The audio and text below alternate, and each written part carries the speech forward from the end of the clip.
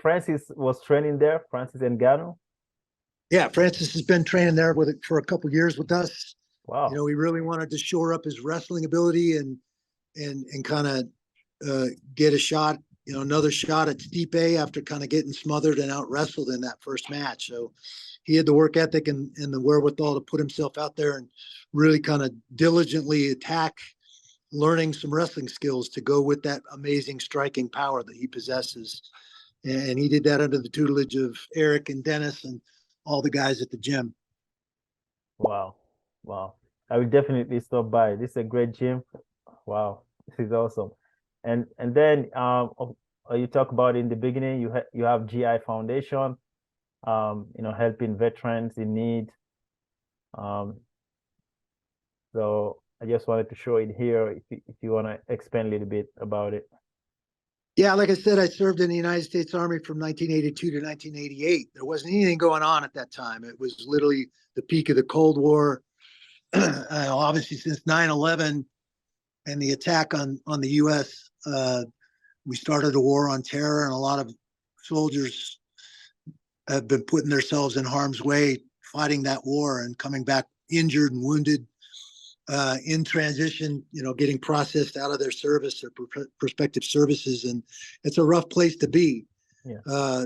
They acquire a lot of debt, some financial issues. So I had gone to Iraq in 06 for 12 days with Rich Franklin, saw those guys in the combat zone, which was a real eye opener for me as a former soldier. In 07, I got to go to Walter Reed Bethesda in Washington, D.C. We did a barbecue for the Fisher House, which is kind of the military's version of the Ronald McDonald House. They take care of caregivers, moms, dads, brothers, sisters that are there with their loved ones as their loved ones are going through surgeries. And I got to walk through the wards. Myself, Don Fry, Ken Shamrock all went out to do these barbecues. And we got to walk through the wars and meet a bunch of soldiers fresh off the battlefield. And I heard a lot of horror stories and the financial woes that those men and women that had been injured were going through. So that was my motivation to file for 501c3 status and get a nonprofit going to raise some money and awareness about these soldiers that have been wounded and the struggles that they go through as they transition back to being contributing members of our society. So Extreme Couture GI Foundation wants to take that financial pressure off of them while they're in that state, while they're in that transition period. One more thing they don't have to worry about is those bills and that money. Wow. So we have since expanded that mission a little bit through MVP, Emerging Vets and Players at the gym, our database in our own community in Las Vegas, and the other chapters of Extreme Couture. I have a chapter of Extreme Couture up in the Pacific Northwest with Pat Crosby. I have another chapter up in the Quad Cities area, East Moline, Bettendorf, Iowa. Mark Postelnick runs that chapter. Dave Mancuso started a new chapter in Florida last year. These are good friends of mine that saw the mission, saw what we were doing, wanted to put on some events that benefit the foundation in their communities. Certainly in Pacific Northwest is one that's where I grew up in Seattle. So to have Pat want to kind of take the bull by the horns there and put on some events up in my old stomping grounds in Washington was very appealing to me. And he does an amazing job there. I think we're looking at our 4th motorcycle poker run in July up in Seattle. I think this will be our 5th year in Moline with Mark Postelnick up in the Quad Cities area on the Illinois-Iowa border up there. This is our 5th year up there. Dave just started in Florida in Cocoa Beach and Space Coast there. We're doing our 2nd ride down there this fall in November. Do a lot of appearances, a lot of speaking gigs, and a lot of other stuff for the foundation throughout the year. But those motorcycle poker runs have kind of become the staple for the foundation. There's a huge crossover between all our soldiers and all the biking communities. Those 1%ers started a lot of those bike clubs after World War II, and the motorcycle family, if you will, is very strong in the military community. So there's a big crossover there. Wow. Thank you so much for this. This is great. Thank you. So I have some couple fights here. This is Randy Couture finish ever. So, I have muted the sound. This one is you and Chuck Liddell. Yeah, this is the first Chuck fight. The interesting backstory in this fight, I had just coming off of two losses in the heavyweight division. I'd lost to Josh Barnett and Rico Rodriguez at the heavyweight division, and the heavyweights were not only big guys, but they were becoming very, very skilled fighters. And I had thrown my hat in the ring with Dana, told him, yeah, I'm not a big heavyweight. I can make 205 if the opportunity arises. They had actually scheduled me to fight Andre Arlovsky in the heavyweight division again. And then Andre hurt his hand on short notice. They couldn't find a replacement.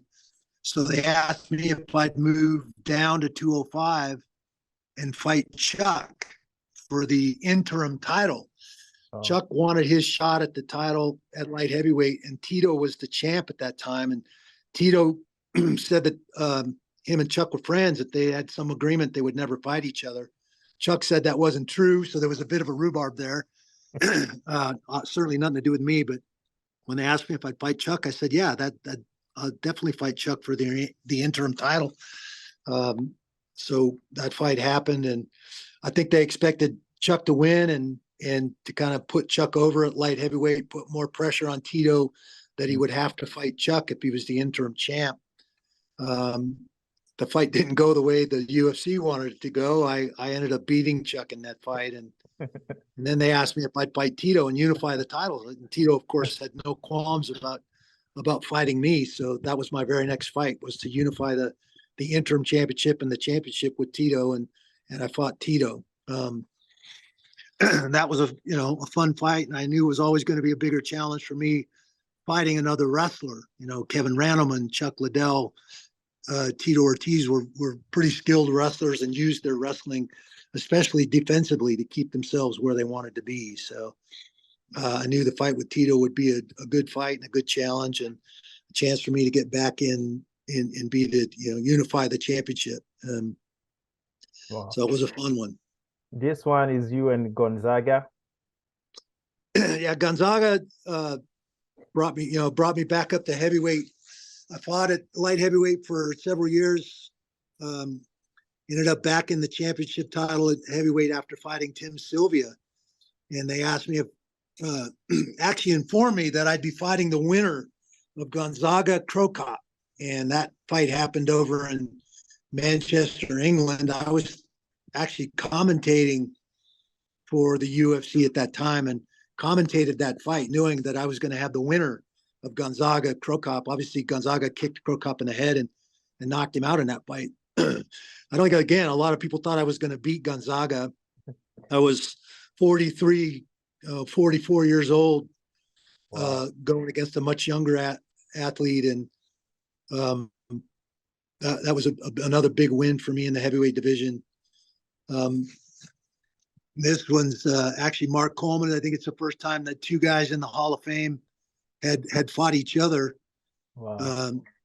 This was, I think, three fights or four fights before I actually retired from fighting. This fight with Mark Coleman happened in Vegas, and Mark was somebody I knew very well from wrestling. It was one of the reasons why I was attracted to the sport of mixed martial arts back in the UFC 13 days. Mark was the heavyweight champion at that time, and I knew him from wrestling. He'd actually beaten me in the finals of the Olympic Festival one year in freestyle wrestling. He went on that year to become a silver medalist at the World Championships. He was a very, very good wrestler. So I knew it was going to be an interesting fight.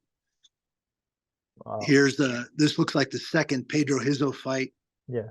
The first fight was probably the toughest fight I was ever in. Pedro kicked me in my lead leg about 14 times. Wow. I didn't walk right for about 3 or 4 weeks after that fight. And they forced me into an automatic rematch. This is when Dana and the Fertittas just bought the company in 2001. This was the first fight under them, was fighting Pedro Hizo for the first time in Atlantic City. I don't think, again, they expected me to beat Pedro. They'd signed him to a 9-fight deal. They felt like he was going to bring in the Brazilian crowd and all of those South Americans that love our sport. And again, I was the fly in the ointment. I beat